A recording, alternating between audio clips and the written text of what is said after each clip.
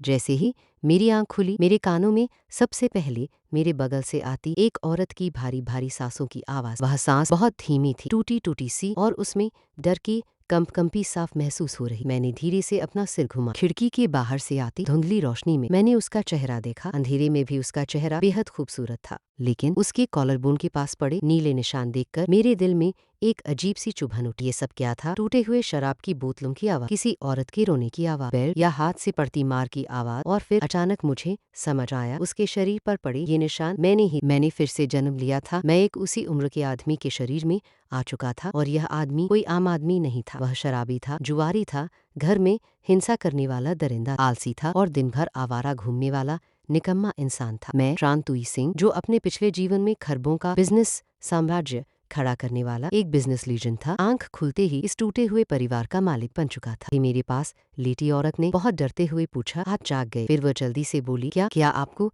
नींद नहीं आ रही? मैं आपके लिए चाय बना देती हूँ। मैंने जितना हो सके अपनी आवाज को नरम रखने की कोशिश। नहीं, जरूरत नहीं है, तुम सो जाओ। लेकिन मेरी बात सुनकर भी वह ऐसे डर गई जैसे कोई सहमा हुआ खरगोश अचानक आवाज सुनकर कांप उठे। वह नंगे पैर ठंडे सीमेंट के फर्श पर उतर गई। जब वह दरवाजे तक पहुंची तो उसने आदत के अनुसार पीछे मुड़कर देखा, लेकिन उसकी नजर मुझ पर नहीं थी। उसकी नजर कमरे के कोने में सो रही हमारी बेटी पर थी। वह नजर एक माँ की थी। तो मोंग की आंखों में उस पल जो डर, चिंता और बेबसी थी, उसने मेरे जैसे आदमी का दिल भी जकड़ ली। मैंने पिछले जीवन में अरबों के सौदे किए थे, दुनिया के बड़े बड़े नेताओं और बिजनेसमैन से हाथ मिलाया था। अनगिनत औरतें अपनी मर्जी से मेरी तरफ खींची चली आई थी। मुझे लगता था कि मैंने दुनिया के सारे रंग देख लिए हैं, लेकिन मैंने कभी किसी औरत को इतना टूटा हुआ नहीं देखा था। वह औरत जागते ही सबसे पहले यह सोच रही थी कि कहीं उसकी आवाज से वह आदमी न जाग जाए जिसने उसे पीटा था, और दूसरी बात जो उसके मन में थी वह यह थी कि उसकी बेटी चैन से सो रही है या नहीं। मैं बिस्तर पर बैठ गया और अपनी कनपटी दबाने। यादें मेरे दिमाग में लगातार उमड़ने लगी। इस शरीर का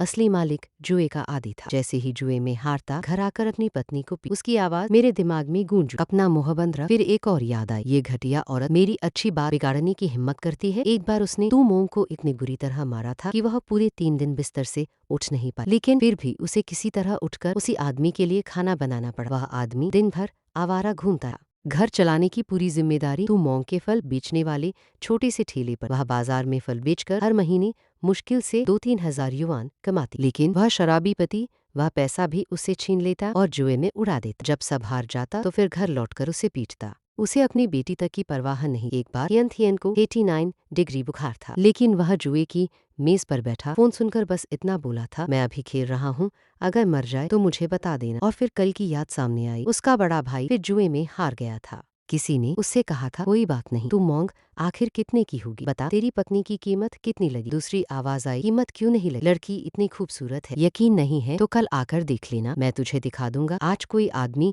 घर पर आने वाला था। वह तू मोंग को माल की तरह देखने आने वाला। मैंने आंखें बंद की और लंबी सांस ली। तभी तू मोंग चाय का कप लेकर वापस आई। उसके चेहरे पर अभी भी डर था। मैंने कंबल हटाया और उसके हाथ से कप लेते हुए कहा, अंदर आ जा। फिर मैंने धीमे से कहा, ठंडी हवा बच्ची के लिए ठीक नहीं है। तू मोंग ने चुपचाप सिर उठाकर मेरी तरफ देखा। उसकी आंखों में पूरा अविश्वास था। शायद उसे यकीन ही नहीं हो रहा था कि जो आदमी छोटी छोटी बात पर उसे मारता और गालियां देता था, वही आज ऐसी बात बोल सकता। वह बिस्तर पर आई और थियन को धीरे धीरे सुलाने लगी। फिर वह मेरी तरफ पीठ करके लेट गई। उसका शरीर हल्का सा अकड़ा हुआ था। काफी देर बाद उसने धीरे से पूछा, आपको नींद नहीं आ रही? मैंने सिर हूँ कहा। बस इतना सुनते ही जैसे उसे कोई इशारा मिल गया हो, उसकी उंगलियां कांपते हुए अपने नाइट सूट के बटन खोलने लगी। बिस्तर छोटा था। वह बहुत धीमी आवाज में बोली, आप हल्के हाथ से करना। उसकी आवाज में कोई इच्छा नहीं थी, बस हार मान चुकी एक औरत की शून्य स्वीकृति। मेरे दिमाग में जैसे बिजली कौंध गई। मैं तुरंत समझ गया, इस शरीर का पुराना मालिक अपनी पत्नी को बेटी के बगल में ही इस तरह मजबूर करता था ताकि उसका गुस्सा शांत हो सके। मेरे अंदर घृणा और गुस्से की आग भड़क उठी, लेकिन उससे भी ज्यादा गहरी चीज थी दर्द। ऐसा दर्द जो सीधा दिल में चुभ रहा था। मैंने तुरंत उसका हाथ पकड़ लिया, वह हाथ जो अपनी बटन खोल रहा था। मैंने कहा, तू मोंग। वह सिहर गई। मैंने पहली बार उसका नाम इतने गंभीर तरीके से लिया। मैंने उसकी आंखों में देखते हुए कहा, मेरी बात सुनो, अब से तुम्हें ऐसा कुछ करने की जरूरत नहीं है। उसका पूरा शरीर जोर से कांप उठा। उसकी आंखें फैल गईं। उन आंखों में हैरानी थी, डर था, उलझन थी और कहीं बहुत अंदर एक छोटी सी उम्मीद भी थी जिसे वह बाहर आने देने से डर रही। मैंने नरम आवाज में कहा, सो जाओ, मैं तुम्हें और थियन थियन को अच्छी जिंदगी दूंगा। जैसे ही ये शब्द मेरे मुंह से निकले, मेरे मन में सब कुछ साफ हो गया। मुझे पता था कि अब मुझे क्या करना है। सुबह आसमान हल्का हल्का उजाला होने लगा था। मैं अचानक जाग, यह आदत की वजह से नहीं था। मेरे सीने में बस एक ही चीज जल रही थी, तुरंत सब कुछ बदलने की इच्छा। तू मोंग बहुत सावधानी से थियन थियन को बिस्तर से उठा रही थी। जब उसने देखा कि मेरी आंख खुल चुकी है तो वह घबरा गई। वह जल्दी से बोली, सॉरी, मैंने आपको जगा दिया क्या? मैं बैठ गया और कहा, नहीं, मैं खुद जागा हूँ। फिर मैंने कहा, आज मैं थियन थियन को स्कूल छोड़ने जाऊंगा, उसके बाद तुम्हारे साथ ठेले पर चलूंगा। तू मोंग तुरंत बोली, इन दिनों ठेले पर बिजनेस अच्छा नहीं चल। मैं समझ गई। उसे लगा कि मैं फिर उससे पैसे लेने वाला हूँ। डर उसके लिए अब आदत बन चुका था, लेकिन इस बार मैंने कोई सफाई नहीं। मैं उठा और रसोई की तरफ चला गया। फ्रिज खोला तो अंदर सिर्फ कुछ अंडे और थोड़ा ठंडा बचा हुआ चावल था। घर की गरीबी देखकर दिल सच में कस गया। कुछ देर बाद जब 2 प्लेट गर्मागर्म सुनहरे अंडे वाले फ्राइड राइस टेबल पर रखे गए तो तू मोंग और थियन थियन दोनों मुझे ऐसे देख रही थी जैसे उन्होंने कोई चमत्कार देख लिया। थियन थियन ने अपना छोटा सा चेहरा ऊपर उठाया और मासूमियत से बोली, मम्मी, पापा खाना बनाना जानते हैं? तू मोंग ने कोई जवाब नहीं दिया, वह बस मुझे देखती रही। उसकी आंखों में बहुत सारे उलझे हुए भाव थे। किसान बाजार शोर से भरा हुआ था। वह जगह असली जिंदगी की तरह थी। मैं तू मोंग के फल वाले ठेले के सामने खड़ा हुआ और हल्का सा भौहें चढ़ा। ठेला बहुत साधारण था, सिर्फ एक ही तरह के सेब रखे थे, वह भी बेतरतीब ढंग। एक फटे हुए कार्डबोर्ड पर टेढ़े मेढ़े अक्षरों में 3.8 युआन प्रति जन। पास में सब्जी बेचने वाली एक आंटी जोर से चिल्लाई, अरे वाह, तुई सिंह आज मदद करने आया है। फिर वह हंसते हुए बोली, क्या सूरज पश्चिम से निकला है? मैंने उसकी तरफ देखा तक नहीं। मेरा दिमाग बहुत तेजी से काम कर रहा था। सामान बहुत कम था, कोई वैरायटी नहीं। कंपटीशन में ठेला कमजोर था, कीमत तय करने का तरीका भी बेकार था। प्रॉफिट मार्जिन बहुत, कस्टमर्स भी कम थे और सबसे बड़ी बात, इस ठेले में लोगों को खींचने वाली कोई चीज ही नहीं। तू मोंग को मैनेजमेंट फी जमा करने जाना था। जाने से पहले उसने मुझे बेचैनी से देखा और धीमे से कहा, ये सेब हमने 3 युआन में लिए हैं। मैंने कहा, समझ गया, तुम जाओ। वह जाते जाते बार बार पीछे मुड़कर देख रही थी। उसकी चिंता साफ दिखाई दे रही थी। मैंने नीचे झुककर कुछ पतले लाल प्लास्टिक बैग उठाए। मैंने उन्हें हाथ में तौला, फिर आसपास जल्दी जल्दी आते जाते लोगों को देखा। ये वही लोग थे जो अभी तक इस छोटे से ठेले को पूरी तरह नजरअंदाज कर रहे थे। और उसी पल मेरे दिमाग में एक तरीका साफ हो गया, एक ऐसा तरीका जिससे डिमांड तुरंत बढ़ाई जा सकती थी। मैंने बिजली के डिब्बे के पास से कार्डबोर्ड का एक टुकड़ा उठाया, जमीन पर बड़ी माँ का पेन उठाई और उस पर बड़े बड़े अक्षरों में 2 लाइनें लिख दी। फिर बिना देर किए पुराना 3.8 वाला बोर्ड फाड़ दिया। मैंने नया बोर्ड सबसे दिखने वाली जगह पर रख दिया। पास वाली आंटी ने बोर्ड पढ़ा और मेरी तरफ ऐसे देखा जैसे उसे मुझ पर तरस आ रहा। वह बोली, 20 युआन एक बैग, जितना चाहो भर लो। फिर उसने हंसकर कहा, रांतुई सिंह, सच में शराब ने तेरा दिमाग खराब कर दिया है क्या? ऐसे बेचेगा तो पैंट तक बिक जाए। मैं धीरे से सीधा खड़ा हुआ। मैंने उसे देखकर हल्की मुस्कान के साथ कहा, हिसाब से वजन से नहीं लगाया जाता। फिर मैंने शांत आवाज में कहा, मुझे ये नहीं देखना कि एक बैग से कितना प्रॉफिट होगा, मुझे ये देखना है कि सबसे कम समय में पूरा स्टॉक साफ करके पैसा वापस कैसे निकलेगा और इस मरे हुए ठेले को दोबारा जिंदा कैसे करना है। नया बोर्ड जल्द ही अपना असर दिखाने। एक मिडिल एज्ड आदमी ठेले के पास आया। उसने पूछा, मालिक, 20 युआन में एक बैग और सच में जितना चाहे भर सकते हैं, कोई धोखा तो नहीं? मैंने तुरंत एक सेब उठाया, तेजी से उसे काटा और उसका एक टुकड़ा उसकी तरफ बढ़ाते हुए कहा, अंकल, पहले टास्ट कर, मीठा है या नहीं खुद पता चल जाएगा। उसने सेब चखा, फिर बिना कुछ बोले एक बैग उठाया और उसमें सेब भरने लगा। वह ऐसे भर रहा था जैसे बैग फटने तक नहीं रुका। मैं शांत मुस्कान के साथ खड़ा। फिर मैंने कहा, जब तक आप बैग उठाकर ले जा सकते हैं, सारे सेब आपके हैं। मेरी यह बात जैसे भीड़ की सिग्नल बन गई। लोगों ने तुरंत ठेले को घेर लिया। 20 युआन बहुत बड़ी रकम नहीं थी, लेकिन जितना चाहो भर लो, ये 3 शब्द इंसान के अंदर छुपी सबसे पुरानी लालच वाली भावना जगा देते हैं। पास वाली आंटी के चेहरे की हंसी जम गई। उसका मुंह खुला का खुला रह गया। वह भीड़ को सेबों पर टूटते हुए देख रही थी और हमारे सेब आंखों के सामने तेजी से कम होते जा रहे। उसके हाथ से तराजू गिर गया, लेकिन वह उसे उठाना तक भूल गई। तो मोंग फी जमा करके बहुत बेचैनी के साथ वापस लौट रही थी। दूर से ही उसने देखा कि उसके घर का छोटा सा ठेला लोगों की भीड़ में पूरी तरह डूबा हुआ था। उसका चेहरा तुरंत सफेद पड़ गया। उसे लगा मैंने फिर कोई मुसीबत खड़ी कर दी है। वह घबराकर भीड़ को धक्का देते हुए अंदर घुस, लेकिन सामने का दृश्य देखकर वह वहीं जम गई। उसने देखा मैं ठेले के पीछे खड़ा था। न मैं किसी के सामने झुक रहा था, न घबराहट मैं हाथ पैर मार रहा था, न गुस्सा कर रहा था। मैं बस मजबूती से वहीं खड़ा था। एक हाथ से पैसे ले रहा था, दूसरे हाथ से लोगों को बैग दे रहा और आसपास के लोग जैसे पागल होकर मेरे सेब खरीद रहे थे। वे सेब जो पहले पूरा दिन पड़े पड़े भी नहीं बिकते थे, अब आंखों के सामने तेजी से गायब हो रहे थे। जब तू मोंग ने बोर्ड पर लिखा देखा 20 युआन एक बैग, जितना चाहो भर लो, तो उसका चेहरा और भी ज्यादा पीला पड़ा। वह घबराकर बोली, आप पागल हो गए हैं क्या? 20 युआन में जितना चाहो भर लो, हम तो घाटे में मर जाएंगे। मैंने उसे शांत आवाज में कहा, घबराओ मत, मैंने सब हिसाब लगा लिया है। फिर मैंने उन पतले लाल प्लास्टिक बैग्स की तरफ इशारा करते हुए कहा, ये बैग ज्यादा से ज्यादा 2.5 किलो ही उठा सकते हैं, हमें फिर भी प्रॉफिट होगा। तुम देखो, सबको लग रहा है कि उन्हें बहुत बड़ा फायदा मिल रहा है, इसी वजह से वे खुशी खुशी हमें पैसे दे रहे। तो मोंग मेरी बात सुनकर हैरान रहे। उसने लोगों की लंबी लाइन की तरफ देखा और धीमे से पूछा, अब तक कितना बिक गया? मैंने कहा, लगभग 500। वह चौंक गई। 500? उसने आंखें बड़ी करके मेरी तरफ देखा, जैसे वह मुझे पहली बार देख रही हो। कुछ ही देर में टोकरी के सेब लगभग खत्म हो गए, लेकिन पीछे अभी भी लंबी लाइन लगी हुई थी। मैंने तू मोंग से पूछा, और माल मंगवा सकती हो? लाइन में खड़े लोग तुरंत चिल्लाने लगे, मालिक जल्दी से और सेब मंगवा लो। हाँ मालिक, हम अभी भी खरीदेंगे। तू मोंग ने जल्दी जल्दी मेरे कहने पर सप्लायर को फोन किया। उसने सीधे एक पूरा काठ माल ऑर्डर कर दिया। थोड़ी देर बाद लाओली गाड़ी लेकर पहुंचा। उसने सामने की भीड़ देखी तो हैरानी से जीभ दबा। वह बोला, वाह, आज तो कमाल हो गया। थियन थियन को लेने का टाइम होने तक सेबों की एक पूरी गाड़ी आधे से ज्यादा बिक। लाओली ने उंगलियों पर हिसाब लगाया, फिर हैरानी से बोला, हे भगवान, आज तो 500 जिनसे भी ज्यादा बिक गया होगा। तो मोंग को अपनी आंखों पर यकीन नहीं हो रहा था। उसने धीरे से पूछा, कुल कमाई कितनी हुई? मैंने कहा, लगभग 4,300 युआन। मेरे लिए पिछले जीवन की तुलना में यह रकम बहुत छोटी थी, लेकिन इस परिवार को फिर से खड़ा करने की यह पहली सीढ़ी। तो मोंग वहीं खोई खोई खड़ी रह गई। पहले वह पूरा महीना मेहनत करके भी इतना पैसा मुश्किल से कमा पा। थैला समेटने के बाद मैं तू मोंग को साथ लेकर सब्जी और खाना खरीदने गया। मछली, मांस, पोर्क रिब्स और कई चीजें खरीदते खरीदते लगभग 300 युआन खर्च हो गए। तो मोंग ने कुछ कहना चाहा, उसकी होंठ हल्के से हिले, लेकिन आखिर में उसने कुछ नहीं कहा। मैं जानता था कि उसे पैसे खर्च होते देख दर्द हो रहा था, लेकिन आज हमें सेलिब्रेट करना ही था। जब हम थियन थियन को लेने पहुंचे तो उसने मेरे हाथों में इतना सारा खाना देखा और खुशी से उछल पड़ा। वह बोली, पापा, क्या आज हम बहुत बड़ा खाना खाने वाले हैं? मैंने मुस्कुराकर कहा, हाँ, आज स्वीट एंड सॉ फिश बनेगी और ब्रेस्ड रिब्स। मैंने उसके छोटे से चेहरे से अपना चेहरा हल्के से रगड़ा। थियन थियन खुशी से खिल, बहुत अच्छा, मैं पापा से सबसे ज्यादा प्यार करती हूँ। वह मेरे इर्द गिर्द कूदती फिरती। तू मोंग हमें देख रही थी। उसकी आंखें धीरे धीरे नरम पड़ गईं। कभी इस घर में सिर्फ खामोशी और डर था, लेकिन आज पहली बार इस घर में थोड़ी गर्माहट लौटती हुई महसूस हुई। हम तीनों हंसते बोलते घर की तरफ लौट रहे थे। थियन थियन रास्ते भर नन्ही नन्ही बातें करती रही। तो मोंग के चेहरे पर भी हल्की सी मुस्कान थी। मेरे लिए पुनर्जन्म के बाद यह सेने ही सबसे बड़ा सपना था। जब हम गली के मोड़ पर बने छोटे जनरल स्टोर के पास से गुजरे तो थियन थियन ने अचानक मेरी शर्ट खींच। उसकी आंखें चमक रही थी। वह दुकान के शीशे के अंदर रखे एक फिश बोल की तरफ इशारा करते हुए बोली, पापा देखो, वो लाल लाल गोल्ड फिश कितनी सुंदर है। वे बस आम सी गोल्ड फिश थी, कुछ युआन में मिलने वाली छोटी मछलियाँ, लेकिन थियन थियन की आंखों में वे किसी खजाने से कम नहीं थी। मैंने कहा, ठीक है पापा, तुम्हारे लिए खरीद देते। तू मोंग ने मुड़कर कहा, मैं पहले घर जाकर सब्जी धो देती हूँ, तुम दोनों जल्दी आ जाना। वह सब्जियों का थैला लेकर सामने की पुरानी अपार्टमेंट बिल्डिंग की तरफ चली गई। वह बिल्डिंग बस 10-15 मीटर दूर थी। मैं थियन थियन को गोद में लेकर दुकान पर गोल्ड फिश चुनने लगा, लेकिन जैसे ही मैं पैसे दे रहा था, मेरी आंख के कोने से मुझे कुछ अजीब दिखा। हमारे घर के दरवाजे के पास कुछ आदमी घूम रहे थे। उन्होंने तू मोंग का रास्ता रोक लिया था। वह दरवाजे में चाबी लगाने ही वाले। मेरा दिल अचानक कस गया। एक आदमी ने हंसते हुए कहा, भाभी,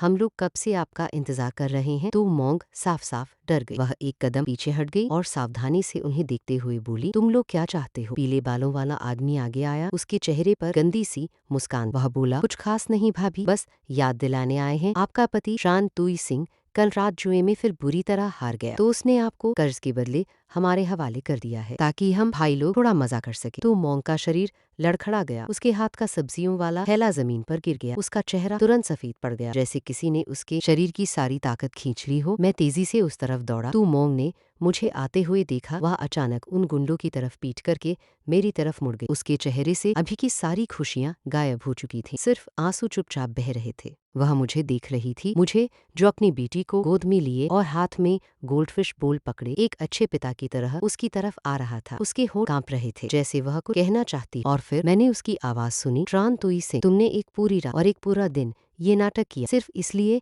कि मैं खुद चलकर इस आग के गड्ढे में कूद जाऊं। अचानक वह झुकी, जमीन से अभी अभी खरीदा हुआ खाना उठाया और पूरी ताकत से मेरी तरफ फेंक दी। वह रोते हुए चीखी, मैं तुमसे नफरत करती हूँ, मैं तुमसे डिवोर्स चाहती हूँ। खाने का थैला मेरे शरीर से टकराया और सारी चीजें जमीन पर बिखर गई। थियन थियन डर गई और जोर जोर से रोने लगी। वह रोते हुए बोली, मम्मी, पापा को मत मारो, मैं अभी मुंह खोल भी नहीं पाया था कि तू मोंग मुड़कर घर के अंदर भागी, लेकिन वह अंदर नहीं जा पाई। ट्रायंगल आइज वाला आदमी आगे बढ़ा और उसने उसकी कलाई पकड़। वह गंदी मुस्कान के साथ बोला, छोटी भाभी इतनी जल्दी क्या है? उसने हाथ बढ़ाकर उसे छूने की कोशिश, फिर हंसते हुए बोला, तुम्हारे पति ने कागज पर साफ साफ लिख कर दिया है, आज तुम्हें हमारे साथ चलना ही पड़ेगा। मैंने देखा तू मोंग वहीं जम गई। उसके चेहरे पर डर पहले से भी ज्यादा गहरा हो गया और उसी पल मेरे अंदर कुछ फट गया। मेरी आवाज बर्फ जैसी ठंडी हो गई। मैंने कहा, उसे छोड़ दे। मेरी आवाज सुनते ही वे सब एक पल को रुक गए। मेरे अंदर पिछले जीवन के 10 सालों की बिजनेस बैटलफील्ड में तपकर बनी हुई औरा थी। यह छोटे मोटे गुंडे ऐसी ठंडी किलिंग प्रेशर से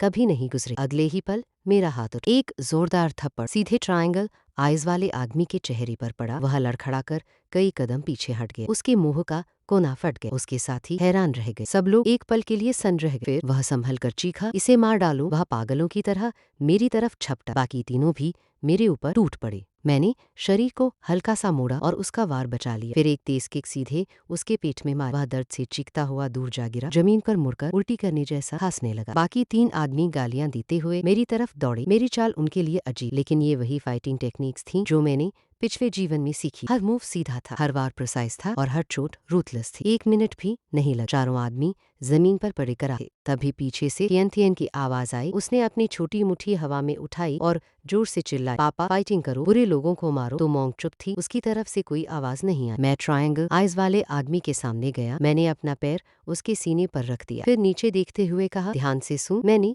जुआ छोड़ दिया। पहले जो भी कर्ज था वह खत्म। अगर आगे से फिर मेरे घर के आसपास दिखे तो जितनी बार दिखेगा उतनी बार मारूंगा, समझ आया? वह अभी भी अकड़ दिखाने की कोशिश कर रहा था। वह हकलाते हुए बोला, तू पैसे नहीं देगा, हम पुलिस को रिपोर्ट करेंगे। मैंने ठंडी हंसी हंसी, पुलिस, इलीगल गैम्बलिंग, बड़े अमाउंट का जुआ और लोगों को धमकाना, ये सब किस क्राइम में आता है बताऊं? मैंने अपनी जेब पर हाथ रखा और कहा, मेरे फोन में सबूत है, चाहे हो मैं अभी पुलिस को कॉल कर दूं। यह सुनते ही उनके चेहरों का रंग उड़ गया। उनमें से एक जल्दी से बोला, माफ कर दो ब्रदर चैन, हम गलत थे, हम अभी चले जाते हैं। मैंने ठंडे स्वर में कहा, रू। वे सब वहीं जम गए। मैंने पीछे मुड़कर तो मोंग की तरफ देखा, वह अभी भी कांप रही थी। मैंने कहा, मेरी पत्नी से माफी मांग। उन गुंडों के चेहरे ऐसे हो गए जैसे किसी ने उन्हें थप्पड़ से ज्यादा बड़ी बेइज्जती दे दी, लेकिन फिर भी उन्होंने सिर झुकाया। माफ करना भाभी, मैंने कहा, दफा हो जाओ। मैंने ट्रायंगल आइज वाले आदमी एक लात मारकर दूर किया। वे चारों घबराकर उठे और भागते भागते गायब हो गए। आसपास की दुनिया अचानक शांत हो गई। मैं धीरे से मुड़ा और तो मोंग की तरफ देखा। उसके चेहरे पर आंसुओं के निशान अभी भी गीले थे। उसका शरीर अभी भी कांप रहा था। उसकी आंखों में डर था, शक था और बहुत गहरा दर्द भी था। मेरा दिल सुई की तरह चुभने लगा। मैं उसके सामने गया, सीधे उसकी आंखों में देखा और हर शब्द साफ साफ बोलते हुए कहा, तू मोंग, पहले वाला ट्रान तोई सिंह एक घटिया इंसान। उसने जो किया उसके लिए 1000 बार मरना भी कम है। मैं तुमसे यह नहीं कहता कि तुम मुझे अभी माफ कर दो, मैं बस तुमसे एक मौका मांगता हूँ। मैं अपनी जान की कसम खा करके आज के बाद अगर मैंने तुम्हें और थियन थियन को जरा सा भी दुख सहने दिया तो मुझे अच्छी मौत नसीब न हो। तू मोंग मुझे देखती रही। उसकी आंखों से बड़े बड़े आंसू फिर गिरने लगे। उसके होंठ कांपे। आखिर में उसकी आंखें लाल हो गईं और वह चीख पड़ा, ट्रान तोई सिंह, तुम सच में बहुत बड़े कमीने हो। मैं अब तुम पर भरोसा नहीं करूंगी। यह कहकर उसने थियन थियन का हाथ पकड़ा और कमरे में चली गई। अगले ही पल दरवाजा जोर से बंद हो गया, लेकिन उसने फिर डिवोर्स की बात नहीं की। मेरे लिए फिलहाल इतना काफी था। मैंने गहरी सांस ली और चुपचाप रसोई की तरफ चला गया। घर के अंदर अभी भी डर और बेचैनी की ठंडी हवा फैली, लेकिन कुछ ही देर बाद स्वीट एंड सॉ फिश और रेज ड्रिप्स की खुशबू पूरे कमरे में फैलने लगी। मैंने खाना बनाया, प्लेट में सजाया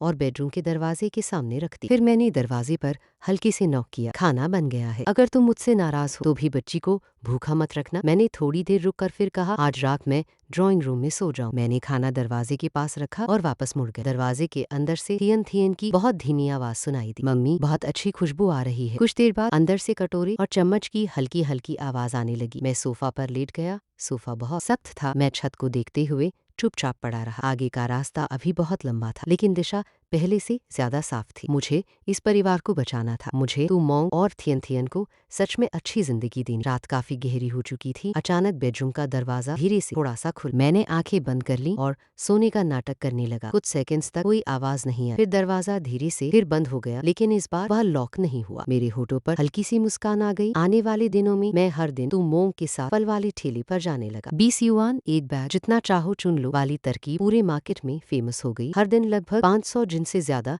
सेब बिकने लगे। एक हफ्ता भी पूरा नहीं हुआ था और तू मोंग के बैंक कार्ड में पूरे 10,000 युआन जमा। रात में वह अक्सर सो नहीं पा। शायद उसे अब भी यकीन नहीं हो रहा था कि सब सच में हो रहा। कुछ दिनों बाद सेल्स थोड़ी गिरने लगी। मैंने तुरंत नया तरीका निकाला। मैंने कहा कुछ चेरीज और ब्लूबेरीज मंगा। तू मोंग में भौहें सिकोड़ ली। वह बोली पहले भी ट्राई किया था, बिल्कुल नहीं बिके थे। मैंने शांत होकर कहा इस बार तरीका अलग होगा। मैंने ठेले को 2 पार्ट्स में बांट दिया। एक नॉर्मल सेक्शन था 15 युआन प्रति जन, उसमें एप्पल्स और हनी पीचेस रखे। दूसरा प्रीमियम सेक्शन था 25 युआन प्रति जन, उसमें चेरीज और ब्लूबेरीज रखी। कस्टमर अपनी पसंद से चुन सकता था। सारे फ्रूट्स धोकर साफ किए गए, छोटे छोटे पीसेस में काटे गए और सुंदर बॉक्सेस में पैक किए गए। मैंने ऑफर भी लगा दिया, 1 युआन एक्स्ट्रा देकर अनलिमिटेड 1 युआन और देकर 1 जिन एप्पल्स फ्री। अब हमारा ठेला पूरा साफ, चमकदार और व्यवस्थित लग रहा था। गंदे और बिखरे हुए मार्केट के बीच हमारा स्टॉल बिल्कुल अलग नजर आ रहा था। उस दिन की कमाई 3,000 युआन से ऊपर चली गई, लेकिन मुझे सबसे ज्यादा खुशी इस बात से हुई कि प्रीमियम फ्रूट खरीदने वाले लोग नॉर्मल फ्रूट खरीदने वालों से भी ज्यादा थे। शाम को सामान समेटते समय तू मोंग खुद को रोक नहीं पाई। उसने पूछा ऐसा क्यों हुआ? मैंने उसकी तरफ देखकर मुस्कुराते हुए कहा क्योंकि महंगी चीज लेने पर लोगों को लगता है कि उन्होंने ज्यादा फायदा उठाया। सिर्फ 10 युआन का फर्क है, लेकिन उन्हें लगता है कि वे हाई ग्रेड फ्रूट अपनी मर्जी से चुन रहे हैं। ऐसे मौके पर कौन नहीं पिघलेगा? बिजनेस का असली खेल सामान बेचने में नहीं, इंसान का मन समझने में है। तू मोंग ने धीमे से कहा बस बातें बनाना आता है तुम्हें। उसने मुंह से मुझे ताना दिया, लेकिन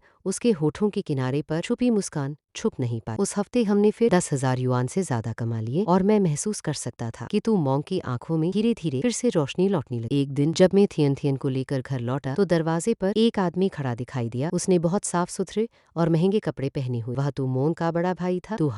तू मोंग उसे देखकर खुश हो गई। वह जल्दी से उसकी तरफ भागी। तू हाई ने पहले मुझे देखा, उसकी नजर मेरे ऊपर ऐसे फिसली जैसे किसी तेज चाकू की धार। फिर उसने ठंडी आवाज में कहा छोटे चैन मेरे साथ सिगरेट लेने चलो। मैं समझ गया कि उसके पास मुझसे अकेले में बात करने के लिए कुछ है। मैं उसके साथ नीचे पार्किंग लॉट तक गया। वह एक BMW कार के सामने रुका। उसने कार की तरफ इशारा करके पूछा ये कार 2 लाख युआन से ज्यादा की है, कैसी लगती है? मैंने बस कहा ठीक। उसने जेब से बैंक कार्ड निकाला और मेरे हाथ पर रख दिया। इसमें 2 लाख युआन है। फिर उसने कार की तरफ इशारा किया। कार भी तुम्हारी? कल तू मोंग को डिवोर्स दे दो, बच्ची उसके पास रहेगी, कार और पैसा तुम्हारा रहेगा। इसके बाद दोनों तरफ से हिसाब। तू भाई की बात सुनकर मैंने सिर हिला दिया। मैंने कहा बड़े भाई अब मैं पहले जैसा नहीं रहा। उसका चेहरा तुरंत ठंडा पड़ गया। वह बोला पहाड़ बदल सकते हैं लेकिन इंसान की फितरत नहीं बदल। तू मोंग हमारे घर की अनमोल बेटी है। तुम्हारे साथ रहते हुए उसने कैसे दिन देखे हैं तुम्हें पता भी है? शराब, जुआ, मारपीट। तुम उसके लायक हो। पैसा कम लग रहा है तो अपना रेट बता दो। उसकी बातें सुनकर मेरे अंदर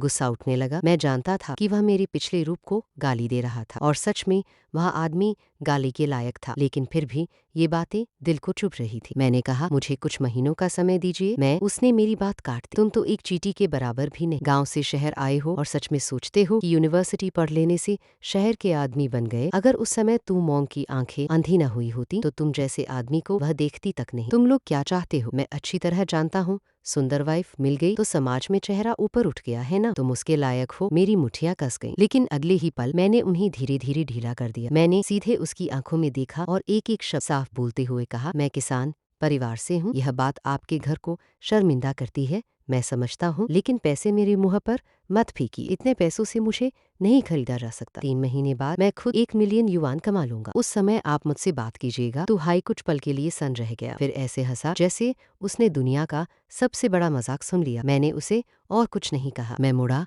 और घर वापस चला। घर पहुंचते ही तू मोंग मेरी तरफ आई। उसकी आंखों में चिंता थी। वह बोली तुम ठीक हो? मैं मुस्कुराया और झूठ बोली ठीक हूँ बड़े भाई, मुझे बस आगे बढ़ने की मोटिवेशन दे रहे थे। वह मेरी बात पर पूरी तरह विश्वास नहीं कर पाए, लेकिन उसने और नहीं पूछा। उस रात तो हाई हमारे घर खाना खाने रुका। डाइनिंग टेबल पर बैठते ही उसने घर के पुराने फर्नीचर को देखा। उसके चेहरे पर नापसंदगी साफ थी। वह बोला ये टूटे फूटे सामान अभी तक रखे हुए हैं, लोग हंसेंगे नहीं? मैं बोलने ही वाला था कि तू मोंग ने टेबल के नीचे से हल्के से मेरी शर्ट खींची। फिर वह अपने भाई से धीमे स्वर में बोली भैया तुई सिंह सच में इन दिनों बदल गए हैं। उन्होंने मुझे बहुत सारी बिजनेस आइडियाज दिए हैं और हमने थोड़ा पैसा भी कमाया है। तो हाई ने ठंडी हंसी भरी। उसने कोई जवाब नहीं दिया। ठीक उसी समय उसका फोन बजा। उसने फोन उठाया। अगले ही पल उसका चेहरा बदल गया। वह बोला क्या प्रेसिडेंट ल्यू हमारे मार्केटिंग प्लान से खुश नहीं है, लेकिन आज फाइनल डिस्कशन और अप्रूवल होने वाला था, है ना? फोन की दूसरी तरफ आवाज बहुत घबराई हुई थी। मैं पास बैठा था इसलिए कुछ कुछ सुन पा रहा था। उधर से कहा गया, प्रेसिडेंट लियू ने प्लान देखा और कहा कि यह बहुत आउटडेटेड है। Enjoy life, masterpiece for a life time. ऐसी लाइंस अब कस्टमर्स को अट्रैक्ट नहीं करती। आखिरी 3 घंटे बचे हैं, वह खुद आपके साथ डिस्कस करना चाहते हैं। अगर प्लान रिवाइज नहीं हुआ तो इस प्रोजेक्ट की पूरी प्लानिंग फी कट जाएगी और आपकी पोजीशन भी खतरे में पड़ सकती है। तो हाई ने जल्दी से लैपटॉप निकाला और क्लाइंट के साथ ऑनलाइन नेगोशिएशन शुरू कर दी। क्लाइंट की डिमांड बहुत ट्रिकी थी। हाई एंड पोजीशनिंग भी दिखानी थी, लेकिन एरोगेंट नहीं लगना था। कल्चरल डेप्थ भी चाहिए थी और यूथ अपील भी चाहिए। मैंने कुछ बातें सुनी और उसके प्लान पर एक नजर डाली। मुझे तुरंत समझ आ, सोच ही गलत दिशा में जा रही थी। हाई एंड रियल एस्टेट सिर्फ घर नहीं बेचता, वह क्लास बेचता है, फ्यूचर बेचता है। मैंने कुछ नहीं कहा। मैं उठकर किचन में चला गया। जब मैं दोबारा खाना लेकर बाहर आया तो हाई वहाँ नहीं था। लैपटॉप खुला हुआ था, मार्केटिंग प्लान आधा खुला रह गया था। तो मोंग बेचैनी से बोली, भैया बाहर फोन पर बात कर रहे हैं, अगर यह काम खराब हो गया तो उनकी नौकरी भी जा सकती है। सुना है यह रियल एस्टेट प्रोजेक्ट इस साल उनकी कंपनी का सबसे इम्पोर्टेंट प्रोजेक्ट है। तभी थियन ने अपना छोटा चेहरा ऊपर उठाया। वह मासूमियत से बोली, पापा आप मामा से ज्यादा स्मार्ट हो ना। मैं मुस्कुराया। पापा अभी तुम्हें प्रूफ करके दिखाते हैं। मैं लैपटॉप के सामने बैठ गया, माउस हिलाया तो हाई का अधूरा प्लान सिलेक्ट किया और पूरा डिलीट कर दिया।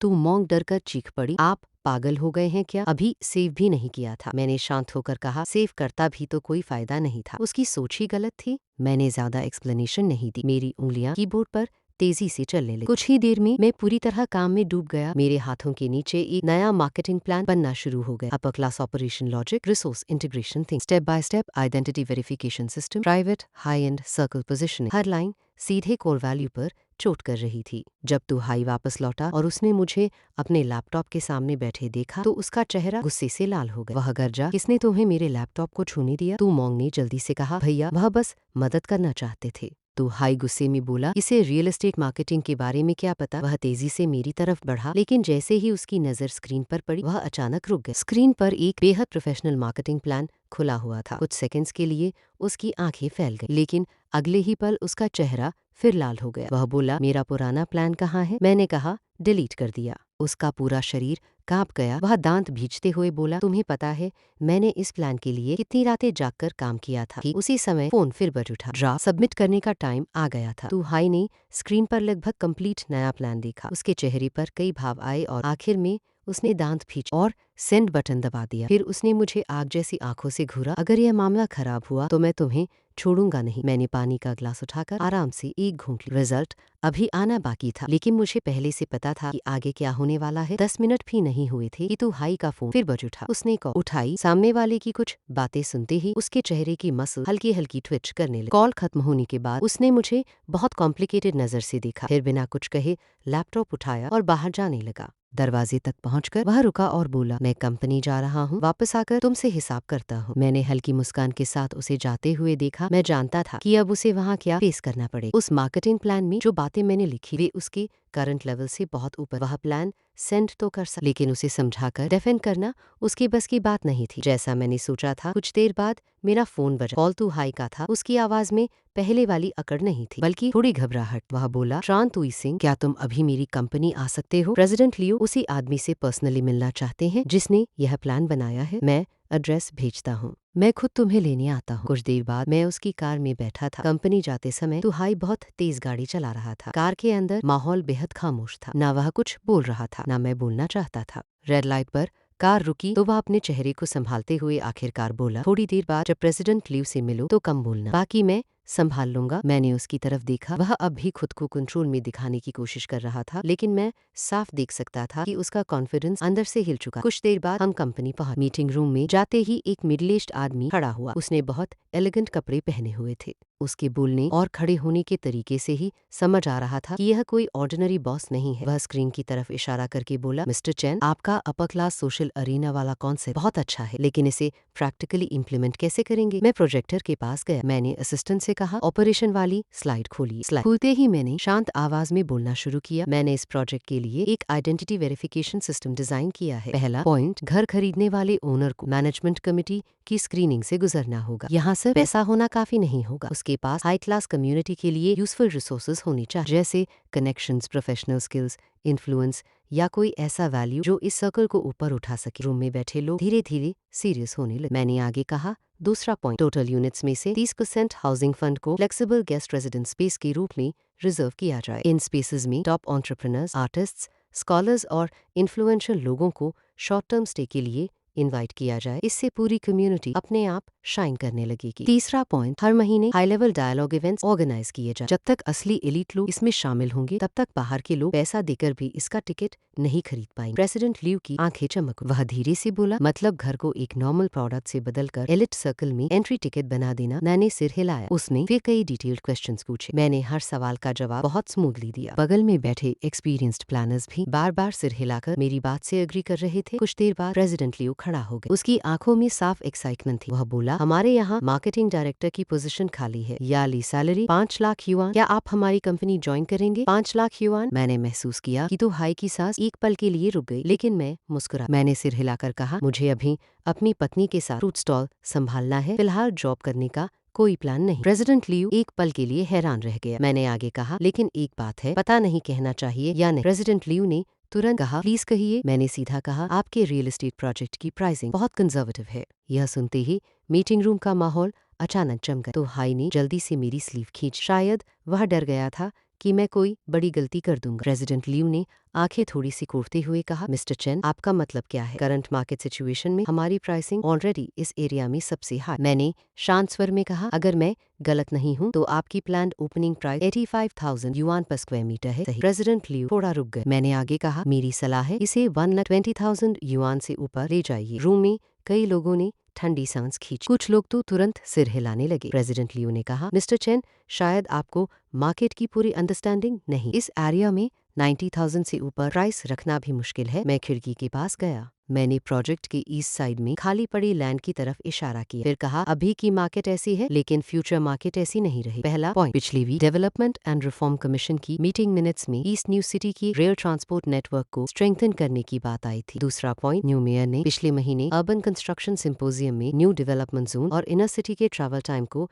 शॉर्टन करने पर जोर दिया था। तीसरा पॉइंट, प्लानिंग ब्यूरो की वेबसाइट ने हाल ही में ईस्ट एरिया का लैंड यूज मैप अपडेट किया है। आपके प्रोजेक्ट के ईस्ट साइड वाला लैंड रिजर्व लैंड से बदलकर ट्रांसपोर्टेशन इंफ्रास्ट्रक्चर लैंड में शिफ्ट हो चुका है। मीटिंग रूम अचानक पूरी तरह शांत हो गए। सभी की आंखें मेरी तरफ टिक गईं। मैंने एक एक बात को जोड़ते हुए कहा, इन सारी इन्फॉर्मेशन को अगर न्यू मेयर के रेज्यूमे के साथ जोड़कर देखें तो पैटर्न साफ है। जब वे पहले साउथ सिटी न्यू डिस्ट्रिक्ट में थे तो उनका पहला बड़ा काम मेट्रो एक्सटेंशन को पुश करना था। इसलिए मेरा जजमेंट है कि अगले 6 महीने में मेट्रो एक्सटेंशन प्लान अनाउंस हो सकता है और बहुत हाई प्रोबेबिलिटी है कि स्टेशन आपके प्रोजेक्ट के ईस्ट साइड में ही बनेगा। प्रेसिडेंट लियू अचानक अपनी जगह से खड़ा हो गया। उसने पूछा, तुम्हें इस बात का कितना यकीन है? मैंने कामली कहा, 70%। फिर मैंने कहा, लेकिन अगर बिगेटरी % ऑफ बी चांस हो तो भी यह गैम्बल वर्थ इट है, क्योंकि जैसे ही यह न्यूज पब्लिक होगी प्रॉपर्टी प्राइस तुरंत 30% से ज्यादा जंप करेगा। अगर आप अभी प्राइस 1,20,000 रखते हैं तो बाहर से यह एक्सपेंसिव लगेगा, लेकिन 6 महीने बाद की रियल वैल्यू से कंपेयर करें तो यह अभी लो एंट्री प्राइस होगा। मैंने प्रेसिडेंट लियू की तरफ देखा और आगे कहा, सबसे इम्पोर्टेंट बात यह है, जैसे ही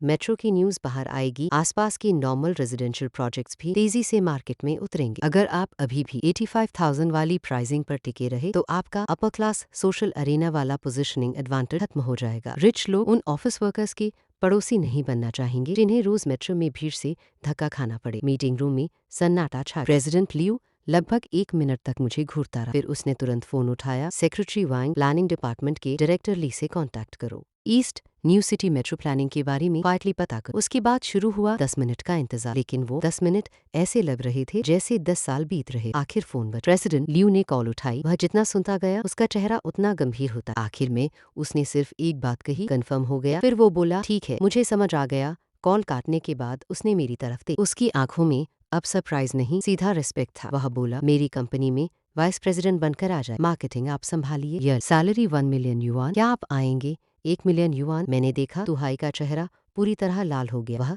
वहीं खड़ा रह गया जैसे उसके पैरों के नीचे से जमीन खिसक गई हो। लेकिन मैंने फिर सिर हिला दिया। मुझे दूसरों के लिए जॉब करने में इंटरेस्ट नहीं है, मैं अपने परिवार के साथ ज्यादा टाइम स्पेंड करना चाहता। प्रेसिडेंट लियू कुछ देर तक मुझे देखता रहा, फिर वह हल्की कड़वी मुस्कान के साथ बोला, हर इंसान की अपनी एम्बिशन होती, लेकिन यह प्रोजेक्ट मैं फिर भी आपके साथ करना चाहता हूँ। भी आप खुद डिसाइड कर सकते हैं। मैंने तुहाई की तरफ देखा, फिर कहा, असल में स्पेशलिस्ट शू की फाउंडेशन काफी स्ट्रॉन्ग है। इस प्लान की कोर आइडिया को भी ऑलरेडी समझ चुके हैं। प्रेसिडेंट लियो, आप सीधे इनके साथ काम कर सकते हैं। तुहाई वहीं जम गया। उसने मुझे देखा, उसकी आंखों में डिसबिलीफ साफ था। प्रेसिडेंट लियो ने थोड़ा सोचा, फिर आखिरकार सिर हिलाया। ठीक है, तो यह प्रोजेक्ट आप दोनों पर छोड़ता हूँ। कंपनी से बाहर निकलते समय तुहाई अभी सपने में चलने जैसा लग रहा था। कुछ देर बाद उसने अचानक पूछा, 1 मिलियन ईयरली सैलरी तुमने सच में मना कर दी? फिर उसने पूछा, मेट्रो वाली न्यूज सच में तुमने खुद एनालाइज की थी? मैंने कैजुअली कहा, इन्फॉर्मेशन तो खुले में ही थी, बस लोगों ने जोड़ा नहीं। फिर मैंने कहा, और घर का फ्रूट स्टॉल मेरे बिना नहीं चल सकता। तुहाई कुछ सेकंड्स तक चुप रहा, फिर उसकी आवाज हल्की कांपी। वह बोला, तुम्हें पता भी है 1 मिलियन युआन का मतलब क्या होता है? मैंने 8 साल जान लगाकर काम किया, तब जाकर इस अमाउंट का आधा लेवल टच किया है।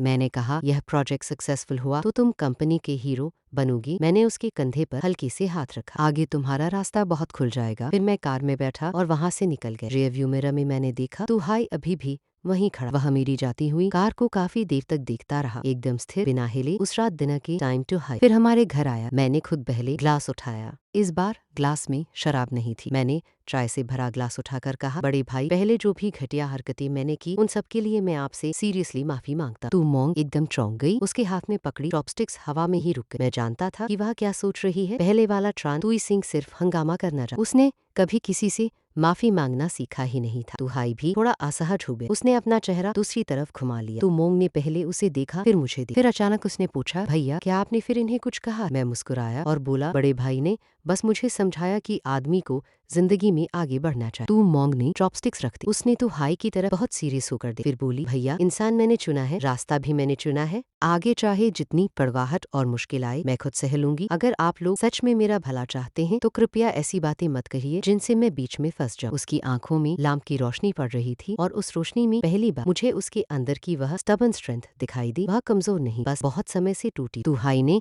ग्लास उठाया और एक ही सांस में चाय पी गई। उसने लंबी सांस ली लेकिन कुछ नहीं कहा। थोड़ा सा खाना खाकर वह चला। उसे छोड़कर जब मैं वापस मुड़ा तो तू मोंग मुझे ही देख रही। उसने धीरे से कहा, आज तुम कुछ अलग लग रही। मैंने पूछा, कहाँ से अलग? वह खुद भी शायद ठीक से नहीं बता पा। उसने हल्का सिर टेढ़ा किया और कहा, बस ऐसा लग रहा है जैसे बहुत लंबा बुरा सपना आखिर सच में खत्म हो गया। रात गहरी हो चुकी थी। मैं हमेशा की तरह अपना ब्लैंकेट और पिलो लेकर ड्राइंग रूम के सोफा पर सोने जा रहा था। तभी तू मोंग बेडरूम से ब्लैंकेट उठाकर बाहर आई। वह दरवाजे तक, फिर रुक गई। उसने पीछे मुड़कर मेरी तरफ देखा और धीमे से बोली, क्या तुम्हें सोफा पर सोने की आदत पड़ गई है? यह कहकर उसने होठ दबा। एक हल्की सी मुस्कान उसके चेहरे पर आकर छुप गई। फिर वह वापस कमरे में चली गई, लेकिन इस बार दरवाजा बंद नहीं। अगली सुबह तू मोंग थियन थियन को नया किंडरगार्टन दिखाने ले गई। मैं घर पर बैठकर हिसाब किताब देख रहा, अगले कदम की प्लानिंग कर रहा था। दोपहर के करीब मेरा फोन अचानक जोर से बजा। मैंने कॉल उठाई। दूसरी तरफ से तो मोंग की रोती हुई आवाज आई। उसके पीछे बहुत शोर और अफरा तफरी की आवाज थी। वह कांपती हुई बोली, तुई सिंह, जल्दी सिटी पीपल्स हॉस्पिटल आओ। थियन थियन थियन थियन अचानक सांस नहीं ले पा। वह अभी इमरजेंसी रूम में है। मेरे दिमाग में जैसे एक धमाका हुआ। मैंने सब कुछ वहीं छोड़ा और दरवाजे से बाहर भागा। हॉस्पिटल पहुंचते ही देखा तो परिवार के लगभग सभी लोग वहां मौजूद थे। मेरे फादर इन लॉ तू झेंगची ने मुझे देखते ही गुस्से से मेरी तरफ कदम बढ़ाए। वह गर्जी, ट्रान तुई सिंह, देखो तुमने बच्ची को किस हालत में पहुंचा दिया। डॉक्टर कह रहा है कि यह बीमारी बहुत पहले पकड़ में आ जानी चाहिए। नर्स तुरंत बीच में आई और बोली, फैमिली मेंबर्स प्लीज शांत रहिए, यहाँ शोर मत कीजिए। मदर इन लॉ घुमानरू लाल आंखों के साथ आ गया। उनकी आवाज कांप रही। उन्होंने कहा, डॉक्टर ने कहा है इडियोपैथिक पल्मोनरी आर्टेरियनशिप है। यह एक रेयर डिजीज है। अभी जो मेडिसिन दी जा रही हैं वे सिर्फ कुछ समय तक कंडीशन मेंटेन करने के लिए है। उसे टारगेटेड इम्पोर्टेड मेडिसिन चाहिए। हर महीने उसका खर्च बहुत ज्यादा होगा और लंबे टाइम तक मेडिसिन चलती रहे। मेरा दिल जैसे किसी ने मुट्ठी में कस लिया। पुल्मोनी आर्टेरियल हाइपरटेंशन, ये कैसे हो सकता है? तू मोंग मेरे सीने से आकर लिपट गई। वह इतना रो रही थी कि उसका पूरा शरीर कांप रहा था। वह टूटती हुई आवाज में बोली, डॉक्टर ने कहा शायद यह बीमारी बहुत पहले से, सिम्टम्स साफ नहीं थे।